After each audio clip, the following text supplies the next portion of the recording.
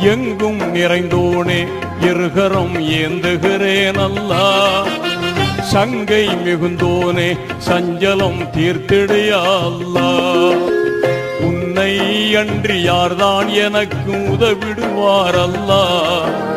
உன்னை அன்றி யார்தான் எனக்கு உதவிடுவார் அல்லா.